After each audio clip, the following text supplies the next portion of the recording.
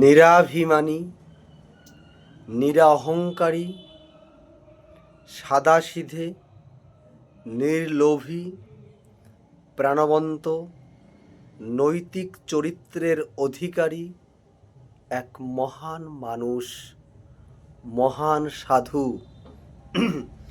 হাতে কাজ মুখে নাম তার জীবনের বড় বৈশিষ্ট্য। কোনো কাজকে তিনি ছোট করে দেখেন না। হাতের কাজে কাজ থাকলেই তিনি সেটা করতে কুণ্ঠা বোধ করেন না। তিনি সাজা গোসাই অথবা বাণিজ্যিক গোসাই নন।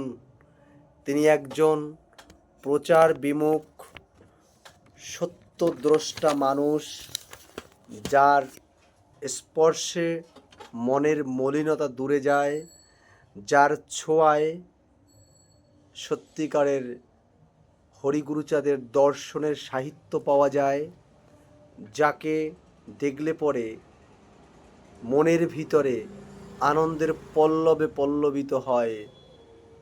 আমি পুনঃ পুনঃ প্রণাম জানাই হরিভক্ত দাদু নিরাপদ গোসাই, মানে নীরা গোসাই। আমার প্রণাম লহ। হ্যাঁ, আপনারা ঠিক শুনেছেন, নীরা গোসাই দক্ষিণ বাংলার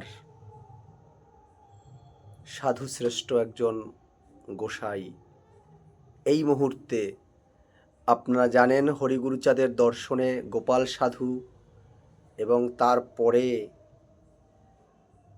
যদি কেউ সেই জায়গা দখল করে থাকেন তিনি হচ্ছেন দাদু নীরা গোসাই।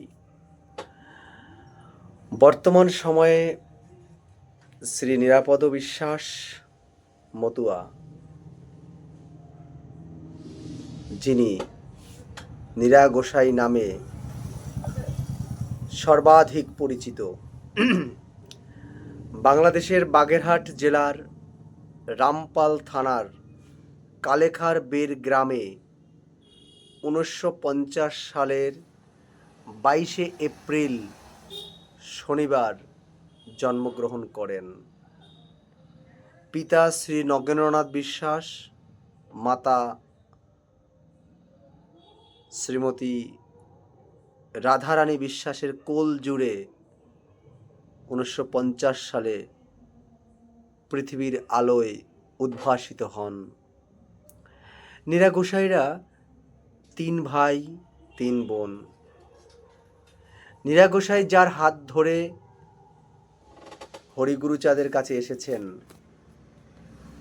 মানে তার ধরা বাগেরহাট জেলার ফকিরহাট থানার কদমদি গ্রামের দয়মন্ত বালার, যিনি রূপচাঁদ গোস্বামীর ভক্ত ও বড় জামাতা। নিজ পৈতৃক ভিটা কালেখার বের গ্রামে হলদি বুনিয়ায় দেবুদাসের বাড়িতে 2010 সালে আশ্রম গড়ে তোলেন, যার সেবায়েত দেবুদাস। উক্ত আশ্রমে থাকা প্রায় 100-র উপরে শিক্ষার্থীর খাওয়া পড়া ও তাদের লেখাপড়ার খরচ নীরা গোসাই বহন করেন। এই আশ্রমে প্রতি বছর কার্তিক সংক্রান্তিতে 3 দিনব্যাপী মতুয়া মহোৎসব অনুষ্ঠিত হয়। পশ্চিমবঙ্গের উত্তর 24 পরগনার সংহতি রেল স্টেশনের পাশে এক বিরাট আশ্রম করেন 2011 সালে। আমার সৌভাগ্য হয়েছে আমি 2টি আশ্রমেই যেতে পেরেছি। ছোটবেলা থেকেই চুপচাপ থাকতেন, কখনো বা নির্জনে একাকী কাটাতেন। প্রেমিক কবি অশ্বিনী গোসাইয়ের বাল্য জীবনের সঙ্গে নীরা গোসাইয়ের অনেক মিল পাওয়া যায়।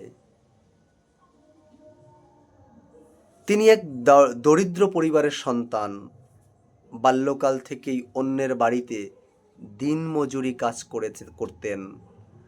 কাজের অবসরের হরিনাম করতেন এবং তিনি সুরেলা মধুর কণ্ঠে গান করতেন।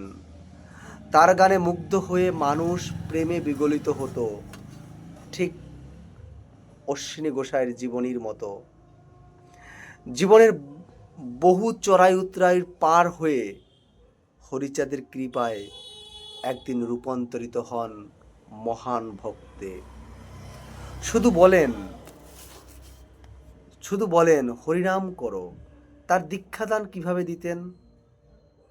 অন্য গোসাইদের মতো নন। তিনি বলেন, হরিনাম করো, নামে বিশ্বাস রাখো, হরিগুরুচাঁদের পূজা করো। হরিনাম করলেই মতুয়া হওয়া যায়। বাহ্যিকতার দরকার নেই, কর্ম ঠিক রাখিস, মাতা পিতাকে ভক্তি করিস, যত্ন করিস, সত্য কথা বলিস, সত্য ও ন্যায়ের পথে চলিস। বাহ্যিক আচারে তিনি বিশ্বাসী নন। শুধু হরিনাম করতে বলেন।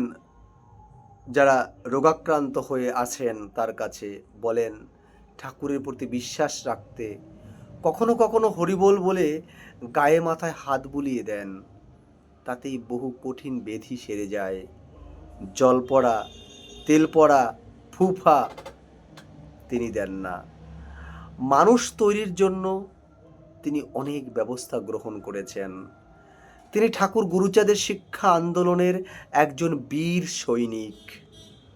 শিক্ষা ব্যতীত জাতির মুক্তি নেই, এটা হাড়ে হাড়ে অনুভব করেই তিনি বহু গরিব ছাত্রছাত্রীর শিক্ষার দায়িত্ব নিজের কাঁধে তুলে নিয়েছেন।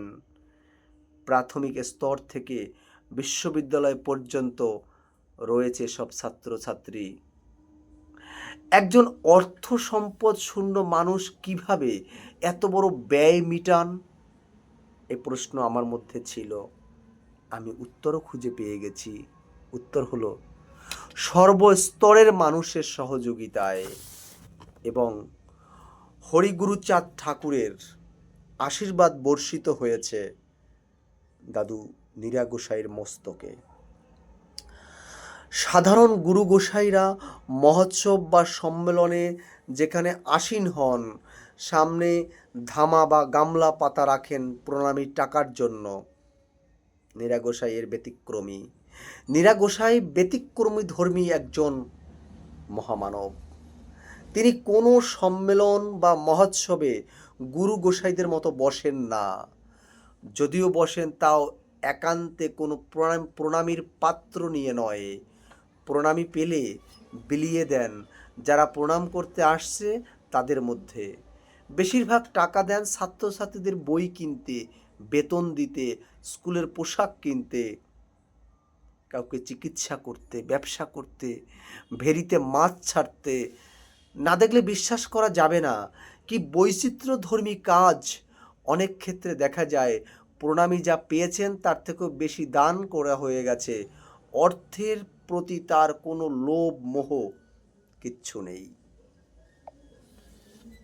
নীরা গোসাইয়ের আশ্রমে কিভাবে ভক্তদের সেবা করা হয় আমার চোখে দেখে এসেছি। দাদুকে খুঁজে পাচ্ছি না, কোথায় নীরা গোসাই? আমি কোনোদিন দেখিনি। হঠাৎ আমার বাথরুমে যাওয়ার দরকার হলো। আমি বাথরুমে গিয়ে দেখি গুনগুন করে গান করছেন আর সেই প্রস্রাবখানা নিজে হাতে পরিষ্কার করছেন। এমন দরদি মানুষ, প্রেমের মানুষ, ভালোবাসার মানুষ আমার চোখে আমি দেখিনি। জাতি ধর্ম নির্বিশেষে যে কোনো ভক্ত যখনই আসুক না কেন আশ্রমে কিছু খেতে হবে। আশ্রমের বহু দারিদ্র দুস্থ মানুষ নিয়মিত সেবা পায়। কয়েক শত ভক্তদের থাকার জন্য রয়েছে পর্যাপ্ত বিছানা, যেমন লেপ, তোশক, বালিশ, ত্রিপল, মশারি।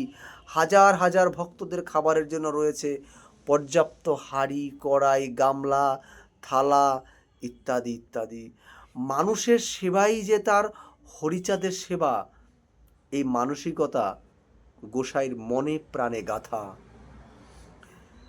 জন্মভূমি কালেখার বের গ্রামে তিনি 3টি উৎসব করেন। অম্বুবাচীর অনুষ্ঠান, এই অনুষ্ঠানে আম কাঁঠাল প্রাধান্য পায়। 2, পৌষ পার্বণ হয় পিঠা অনুষ্ঠান। এই অনুষ্ঠানে হাজার হাজার ভক্ত পিঠা প্রসাদ খান। 9 ফাল্গুন থেকে 3 দিন ব্যাপী মতুয়া সম্মেলন হয়। সংহতিতে সম্মেলনটি না হলেও বাকি দুটি অনুষ্ঠান হয়। মহাবারণীর 7 দিন পর হয় কবিগান। অম্বাবুচি পৌষ পার্বণের অনুষ্ঠানে হাজার হাজার ভক্ত সমাগম হয়, আর সম্মেলনে লক্ষাধিক ভক্তের মিলন মহোৎসব হয়। নীরা গোসাই মনে করেন এই আম কাঁঠাল আসলে তিনি কেন দেন? নীরা গোসাই মনে করেন যারা আম কাঁঠাল কিনে খেতে পারে না তাদের উদ্দেশ্য করেই তিনি এই অনুষ্ঠান করেন। অন্যদিকে পিঠা তৈরি করে খেতে পারে না বহু অভাবী মানুষ, দুস্থ মানুষ, কিনে বা পিঠে মিঠা কেনার ক্ষমতা নেই, তাই তিনি মহামিলন ক্ষেত্র, ধর্ম বর্ণ কিচ্ছু নেই, সকল মানুষ হাঁড়ি মুচি ডোম চণ্ডাল হিন্দু মুসলমান সবাই একত্রিত হয়ে নীরা গোসাইয়ের প্রেমের বন্যায় মিলিত হয়ে সবাই মিলে একত্রে খাচ্ছে। এই মতুয়া দর্শনে আর কোথাও আছে বলে এইভাবে প্রেমের বাজার আমার চোখে কম দেখা। গোসাই ভাবছেন যে এই উৎসবগুলি পালনে আগামী দিনের জন্য গোসাই কি ভাবছেন? তার ভাবনা একটাই, যে লক্ষ লক্ষ টাকা উৎসব ব্যয় না করে কিছু অন্তত ব্যয় সংকোচ করে আরও কিছু শিক্ষার্থীদের সাহায্য করবার জন্য, শিক্ষার জন্য তিনি অনায়াস সিদ্ধ।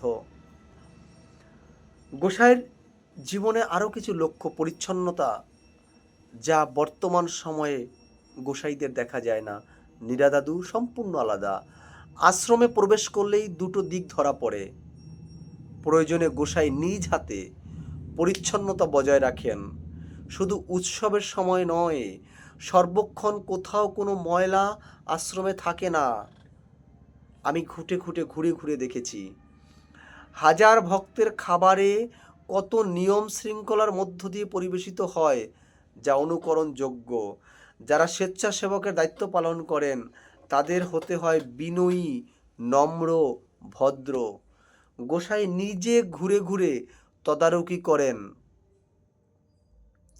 কোনো ত্রুটি হচ্ছে কিনা। ভক্তরা রাতে বিশ্রাম নিল, গোসাই নিজের হাতে দেখেন মশারি টানানো আছে কিনা। সবাই যখন ঘুমিয়ে আছে, নীরা দাদু তখন ধীরে ধীরে ভক্তের মাঝে যায়। কার গায়ের থেকে কাঁথা সরে গেছে, কে মশারি টানায়নি, কাকে মশায় খাচ্ছে। হায় রে সাধু! যুব ভক্তদের এ কাজের জন্য তিনি অনেকটাই সফল। যুবকরাই যে ধর্ম সমাজকে এগিয়ে নিয়ে যেতে পারে এটা তিনি মনে প্রাণে বিশ্বাস করেন, তাই নিজের হাতে তার সন্তানদের তৈরি করেছেন। তার ভক্ত সংখ্যা লক্ষাধিকের কাছে। প্রসাদ গ্রহণের পূর্বে তিনি সবাইকে একত্রে শ্রী শ্রী হরিলামৃতের মূল বন্দনা সমবেত কণ্ঠে পাঠ করতে বলেন। তার অন্যতম ভক্তদের মধ্যে প্রচুর ভক্ত আছেন, তার ভক্ত নামি দামি অনেক ভক্ত আছেন তার সঙ্গে। তিনি বাংলাদেশ হরিগুরুচাঁদ ঠাকুর শিক্ষা ট্রাস্টের সম্মানিত সদস্য। আধ্যাত্মিক শক্তিতে তিনি কত উন্নত তাকে দেখা মাত্রই অনুভব করা যায়। তার আচরণ, তার দৃষ্টিভঙ্গি, কথাবার্তা সব কিছুই যেন অসাধারণ। সংসারে থেকেও যে উন্নত পুরুষ হওয়া যায় এটা তিনি প্রমাণ করেছেন। সংসারের প্রতি, অর্থের প্রতি তার কোনো লালসা বা মোহ নেই। তিনি নিজেই বলেন, আমার কিচ্ছু নেই। কঠিন ব্যাধি, বিভিন্ন ধরনের সমস্যা সবই সমাধান হয় তার মুখের কথায়। বহু ঘটনা ঘটেছে এরকম। আমার এই ভিডিওটি আপনারা যারা শুনবেন তাদের কাছে প্রণাম জানাবো। যারা দেখেছেন, যারা দেখেননি এই সাধুকে একবার দর্শন করবেন। এই সাধুকে দর্শন করলে আপনি কিছু না কিছু জীবনে পাবেন। তার হাতের ছোঁয়া, তাকে দেখলে পরে আপনার মন জুড়িয়ে যাবে। আশ্রমের দক্ষিণা হাওয়া, মনে হয় যেন নিরাপদর বাতাস, নীরার বাতাস আপনার গায়ে লাগছে, প্রেমের প্লাবন। হরিগুরুচাঁদ ঠাকুর মনে হচ্ছে এই আশ্রমের মধ্যে, সেই মন্দির অধিষ্ঠিত আছে। বৈদিকতার কোনো ছাপ নেই আশ্রমের মধ্যে। হরিগুরুচাঁদ ছাড়া অন্য কোনো বিগ্রহ নেই। যেখানে এক একজন গোসাইরা পদ্ম ফুলে বসে বসে কত কিছু করছেন, কিন্তু এই মানুষটি কিচ্ছু না, একটা গেঞ্জি একটা ধুতি পরে বসে থাকেন, গলায় মালাটা একদম সরু। এই প্রেমের মানুষ দেখতে যদি চান, বাংলাদেশ বাগেরহাট কালেখার বের যান। সোনার প্রেমের মানুষ নীরা গোসাই, আমি করজোরে প্রার্থনা করব দুই ঠাকুর বাড়ির কাছে, এই মানুষের মহত্ব আপনারা নিজের দায়িত্বে প্রচার করুন। এই মানুষের সান্নিধ্য যদি আরও মানুষ আসতে পারে, অমানুষ মানুষ হবে, অমানুষ মানুষ হবে, সঠিক শিক্ষা পাবে, সঠিক জ্ঞানের অধিকারী হবে, এটা আমি বিশ্বাস করি। আপনারাও এটা মানবেন। যে কথা দিয়ে আমি শুরু করেছিলাম সেই কথা দিয়ে শেষ করব। নীরা গোসাই নিরাভিমানী, নিরা অহংকারী, সাদাসিদে, নির্লোভী, প্রাণবন্ত, নৈতিক চরিত্রের অধিকারী এক মহান মানুষ। হাতে কাজ, মুখে নাম তার জীবনের বড় বৈশিষ্ট্য। কোনো কাজকে তিনি ছোট করে দেখেন না। হাতের কাছে কাজ বাদলেই তিনি সেটা করতে কুণ্ঠাবোধ করেন না। তিনি সাজা গোসাই, বাণিজ্যিক গোসাই নন। তিনি সোনার মানুষ, সোনার সাধু। নীরা দাদু, আমি সুকেশ মিত্র জয়, আমার দৃষ্টিতে আমি বললাম। যদি কোনো ভুল ত্রুটি হয় কমেন্ট করে সংশোধন করবেন। আর যদি ভালো লাগে সবাইকে শেয়ার করে এই সোনার মানুষের সান্নিধ্য নিতে বলবেন। জয় হরিচাঁদ, জয় গুরুচাঁদ, জয় শান্তি সত্যভামার জয়, জয় হরি বল, জয় হরি বল, জয় হরি বল। নীরা দাদুর চিন্তাভাবনা দিক দিগন্তে ছড়িয়ে দাও। নীরা দাদুর জ্ঞানের আলো ঘরে ঘরে জ্বালো। জয় হরি বল।